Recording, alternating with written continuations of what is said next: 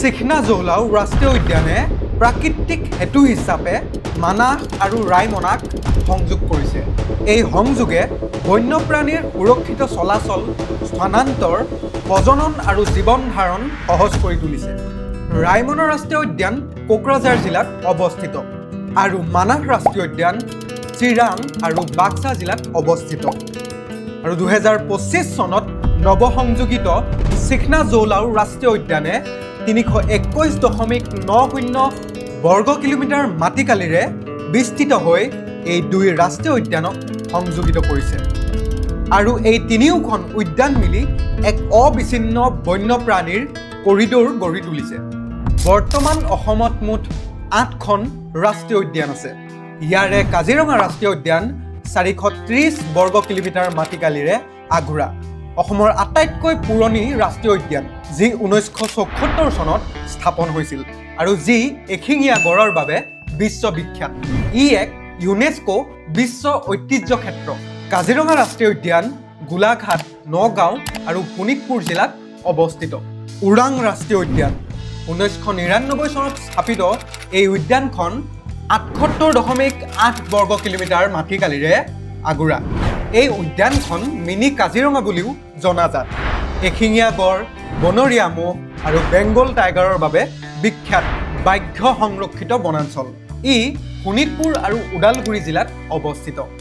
নামেৰী ৰাষ্ট্ৰীয় উদ্যান 1999 চনতে স্থাপিত আৰু 200 বৰ্গ কিলোমিটাৰে আগুৰা। এই উদ্যানখন শোণিতপুৰ জিলাত অৱস্থিত। ই দুৰ্লভ পক্ষী আৰু প্ৰাকৃতিক শান্তিৰ বাবে বিখ্যাত। বাঘ, হাতী, হোৱাইট উইং উদ্যান ইয়াৰ মুখ্য আকৰ্ষণ।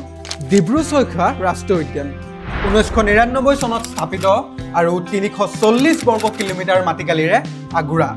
ই ডিব্ৰুগড় আৰু তিনিচুকীয়া জিলাত অৱস্থিত। বনৰীয়া ঘোঁৰা আৰু বিৰল বগা ডেউকা লগা হাঁহৰ বাবে বিখ্যাত। ই এখন নদীদ্বীপ উদ্যান।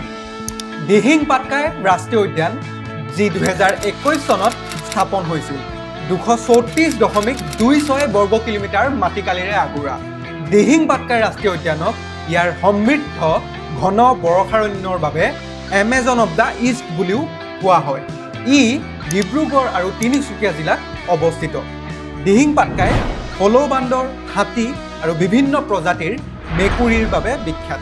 1999 চনত ৰাষ্ট্ৰীয় উদ্যান হিচাপে ঘোষণা কৰা মানাহ ৰাষ্ট্ৰীয় উদ্যান কোকৰাঝাৰ, চিৰাং আৰু বাক্সা জিলাত অৱস্থিত। সোণালী বান্দৰ, বাঘ, এশিঙীয়া গড় ইয়াৰ মুখ্য আকৰ্ষণ। ই এক ইউনেস্কো বিশ্ব ঐতিহ্য ক্ষেত্ৰৰ লগতে ব্যাঘ্ৰ প্ৰকল্প সংৰক্ষিত বনাঞ্চল।